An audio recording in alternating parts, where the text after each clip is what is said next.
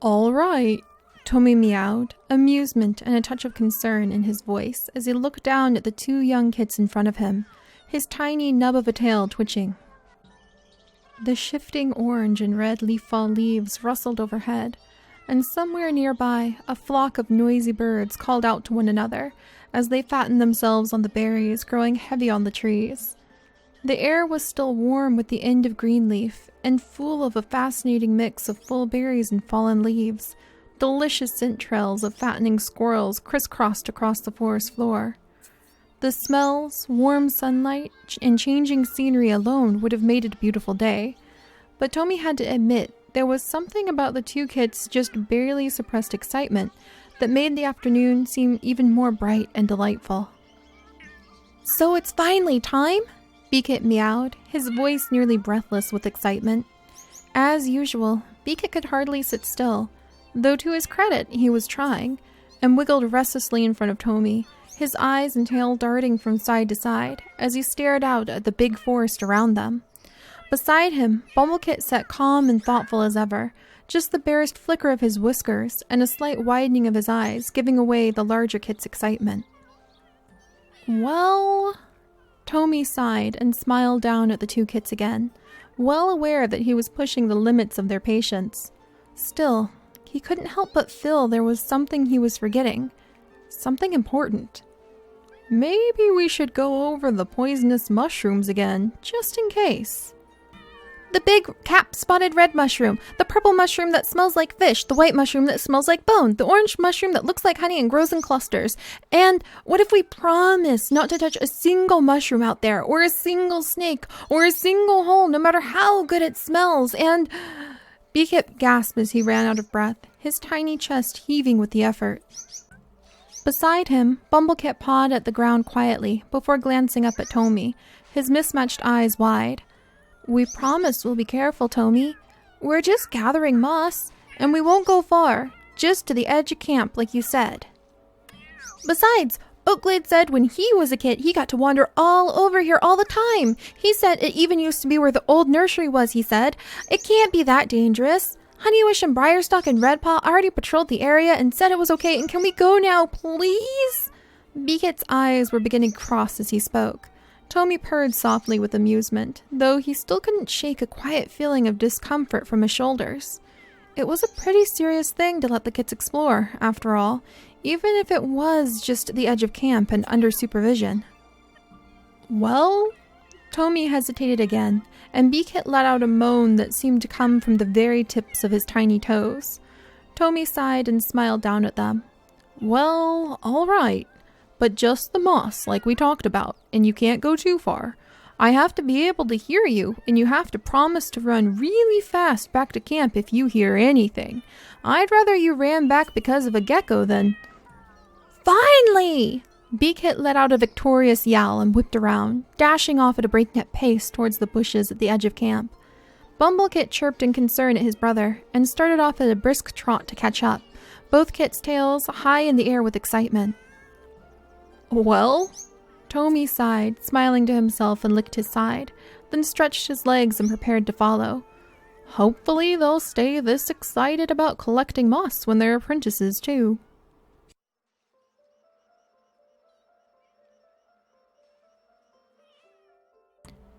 "Do not speak to me about this again!" Dawnstep hissed, her fur bristling with rage. She swatted at the cat in front of her, though they both knew that her paws could do no harm. Fury and fear, however, gave her enough of a dangerous edge to still look intimidating. "I already told you, it never happened!" "But it did!" Quail-Eye meowed back, keeping his voice just as low as her own. In the busy Branch Clan caves, sound had a way of traveling, and this was one conversation that neither of them could risk another cat hearing. "It did, Dawnstep, and Shellkit and Sandkit are mine!" Dawnstep hissed again, her back arching as she glared at Quail-Eye. "That is all that matters!" "That is not all that matters!" Quail-Eye hissed back, a note of fear pulling at his voice. "What we did... Dawnstep, if they knew, they'd be so hurt. Otterslip, I don't know if she could ever forgive me. And Branchstar..." "There is no reason they'd be hurt if you just kept your mouth shut." Dawnstep cast a disgusted look at Quail-Eye, her fur slowly settling. Why do you keep tormenting both of us like this, Quail-Eye? Let it go! The only way you will ruin everything is if you do it on purpose. We have what we want now, don't we?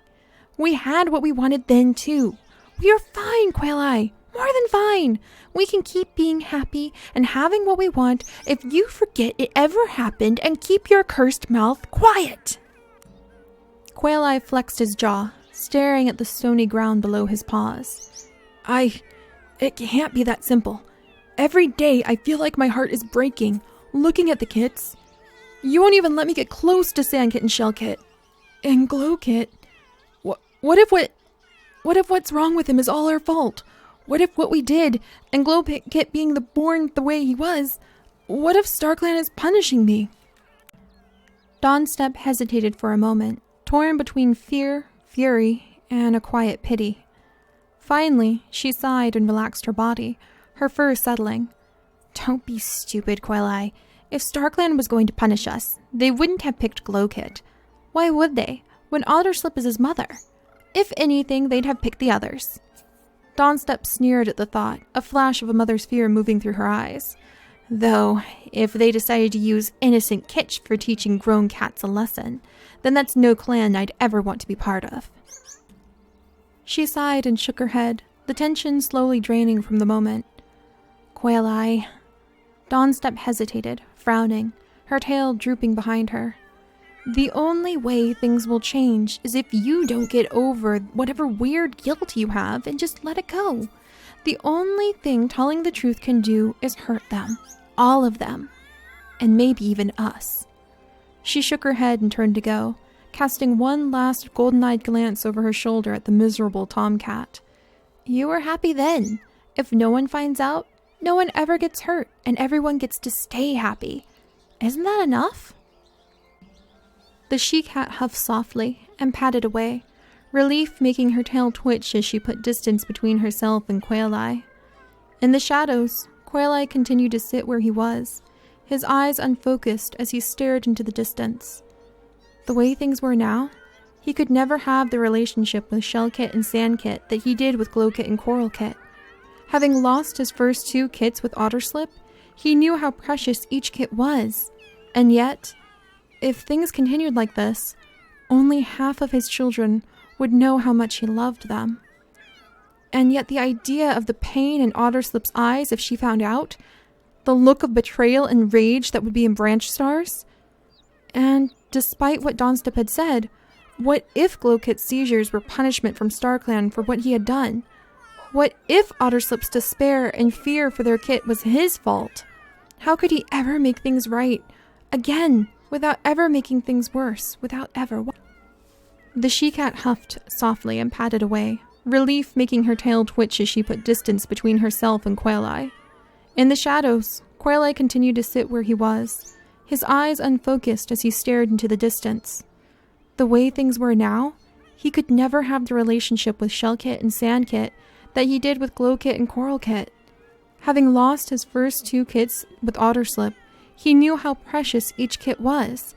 And yet, if things continued like this, only half his children would know how much he loved them. But the idea of the pain in Otterslip's eyes if she found out, the look of betrayal and rage that would be in Branch Stars, and yet, despite what Dawnstep said, what if Glowkit's seizures were punishment from StarClan for things he had done? What if Otterslip's despair and fear for their kit was his fault? How could he ever make things right again, without making things worse first? You're wrong, Dawnstep. We can't all be happy like this. I don't know if I can ever be happy again. I don't know if we deserve to be.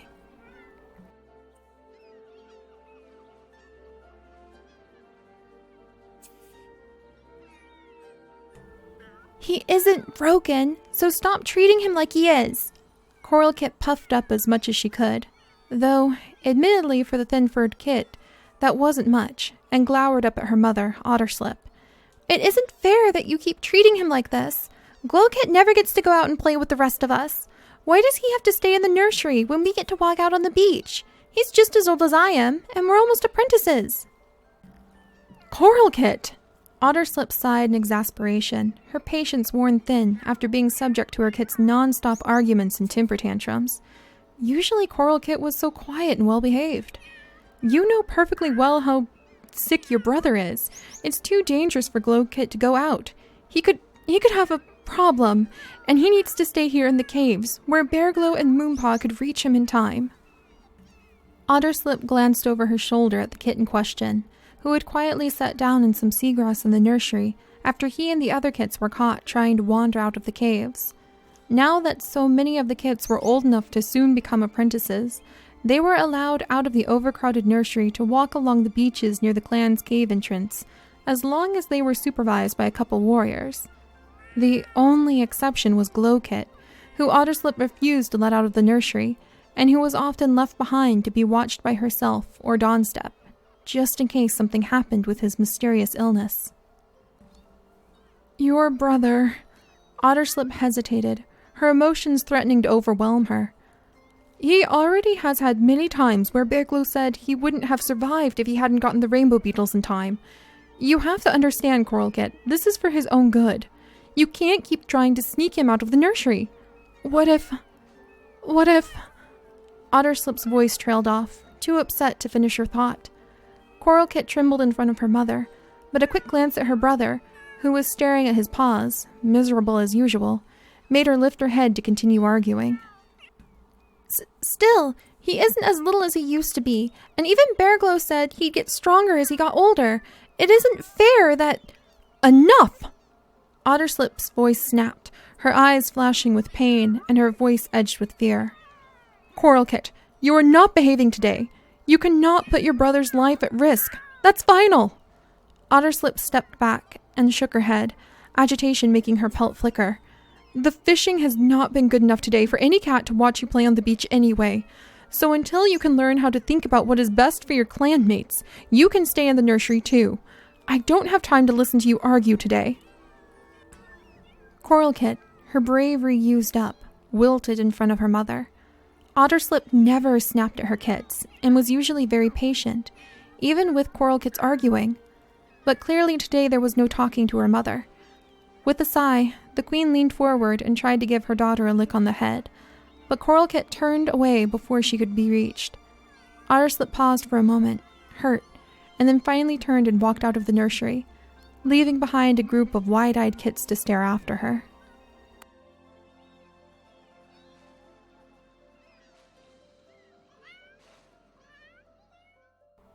Beakit giggled to himself as he peered out around a large bush in the forest, his tiny tail whipping in the air behind him.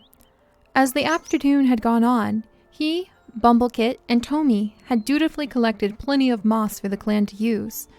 At first, sniffing at the base of the trees and digging under the fallen leaves had been enough to keep both kits busy. But after a while, Beakit had begun to grow restless. After batting several acorns around, pouncing several times on his patient brother, and one very loud yelling match with an angry squirrel, he had finally come up with an even better game. Hey, Bumblecit! Beakit giggled and pulled his head back into the bushes. Check this out! I told Tommy I saw one of those fancy rainbow beetles in that hole over there, but it was actually a stink bug. What do you think it'll do when he reaches in after it? Beakit giggled, totally pleased with himself, and glanced over his shoulder to where Bumblecit had been collecting more moss. Hey, Bumblecit? Beakit frowned as he glanced around where his brother had just been. The forest was still and peaceful, except now. Beakit felt his fur begin to rise as he realized just how quiet it was. Bumblecit! Beakit's voice emerged in a tiny squeak, and he dashed forward, glancing around frantically. Bumblecit, where are... There was a rustle in the bushes, and the tiny kit let out a gasp of alarm. And then, just as suddenly, the forest was quiet once more.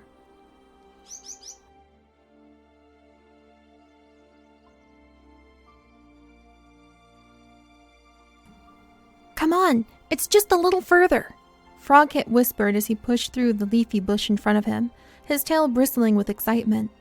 Behind him, the other branch clan kits whispered at one another, staring around at the unexplored world in front of them with wide eyes. Other than Frogkit, none of them had dared to explore so far from camp territory before. Are you sure? Minnowkit meowed, narrowing her eyes as she studied the area around her with a small frown.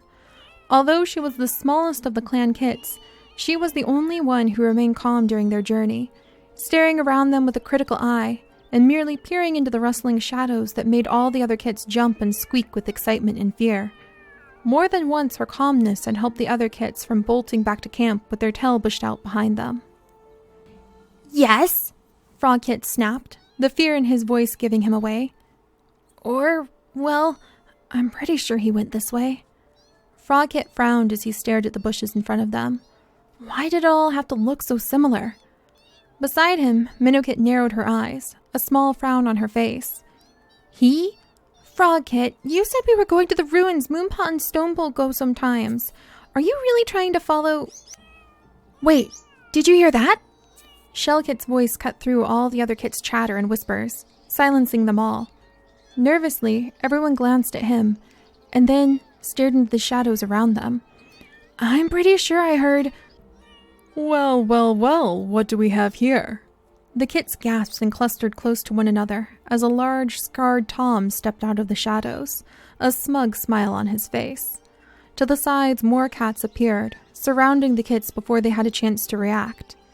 The Tom purred to himself as he stared down at the group, his eyes flashing with a predator's satisfaction. I think I found just what she wanted after all.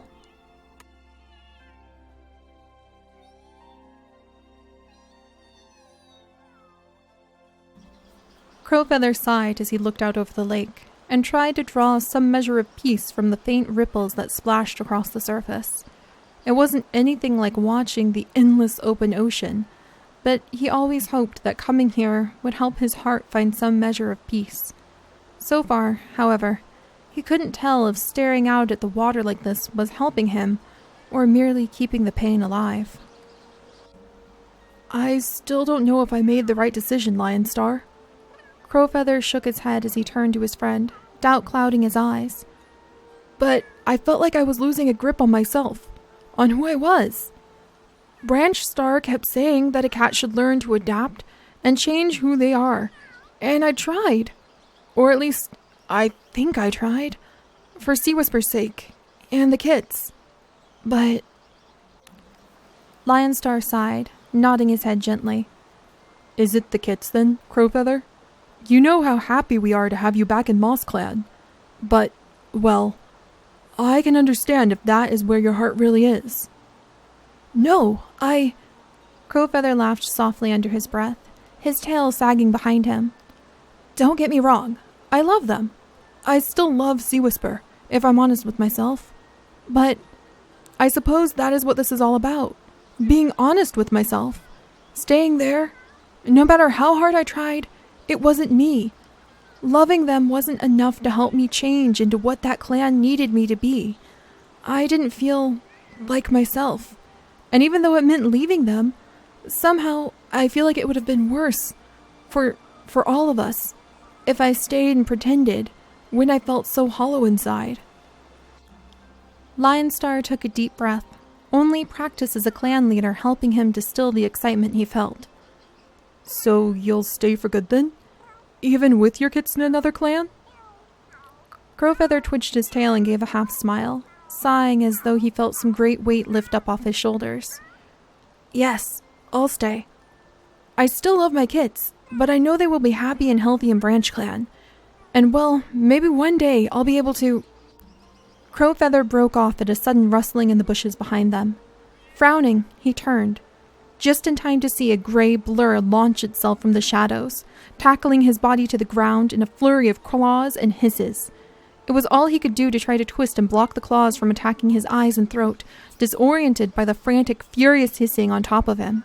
There was a shout as Lionstar yelled something, then a flash of orange fur, and the attacker went flying away from Crowfeather's body, sprawling onto her side and the grass nearby. In a flash, Sea Whisper was on her feet again, her eyes wild and her fur bristled out as far as it would go. Crowfeather and Lionstar stared at her in shock, too stunned. In a flash, Sea Whisper was on her feet again, her eyes wild, and her fur bristled out as far as it would go. Crowfeather and Lionstar stared at her in shock, too stunned to gather words to speak. Before they could recover, however, Sea Whisper let out another furious hiss and stepped towards Crowfeather again, fury radiating from every part of her body. "Where are they?" Her scream was like nothing Crowfeather had ever heard, and immediately turned his heart to ice. "Where are they?" Sea Whisper screamed again, lunging for Crowfeather. Lionstar stepped forward again and knocked her to the side, throwing her pounce off and sending the queen staggering. She glanced wildly at Lionstar, but her eyes jerked back to Crowfeather, her lips drawn back to show every one of her teeth. "What have you done with our kits?" What?" Crowfeather gasped as he finally staggered to his feet, his ears filling with a terrible rushing sound. He wished so badly he hadn't understood what she said, but... "Yes, we'd all like to know that answer." Both Moss Clan cats jumped at the sound of Branch Star's sleek voice, and a moment later the Branch Clan leader and several of his warriors, each wearing expressions of cold fury, stepped out of the shadows. "So, what have you done with our kits, Lionstar?"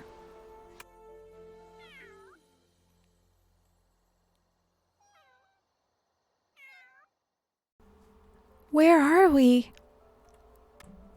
Finally, after being huddled together for so long, the kits were beginning to recover from their shock enough to speak. Minnowkit glanced at Shellkit, who had been the one to ask the question, and then looked away from the cluster of trembling Branch Clan kits to where two odd-colored and odd-smelling kits were pressed up against one another in the circle of terribly sharp, thorny bushes that they had been dropped into. I don't know, but I think they may be gone now, Minnowkit whispered, caution making her too nervous to raise her voice very loud.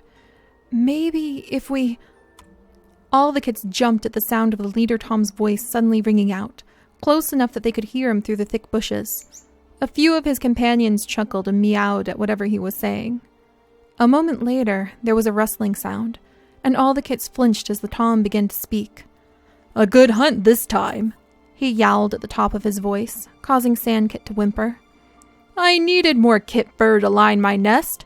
They all look too scrawny to eat, though. Rats would have been better." Somewhere in the distance, several cats laughed and meowed, calling out encouragement. "Which kit should we start with, do you think? They all look a little pathetic to me." There was more laughter, and then, in the distance, a sudden yell. "They found us!" Slowly the laughter tapered off, though Minnowkit could swear she heard one or two cats still chuckling softly. "Oh no! How could this happen?" The leader Tom's yell made the kits jump again. "Just when I was about to have my meal! We'd better run, gang! They are just too strong for us to fight."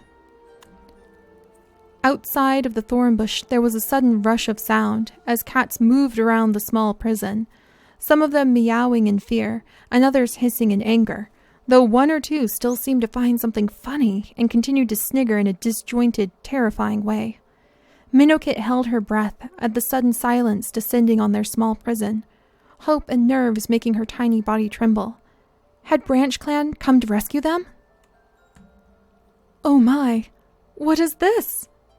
A soft, gentle voice purred, and a moment later, a beautiful white dappled cat pushed through the thorn bushes, her wide violet eyes staring at the imprisoned kits in distress.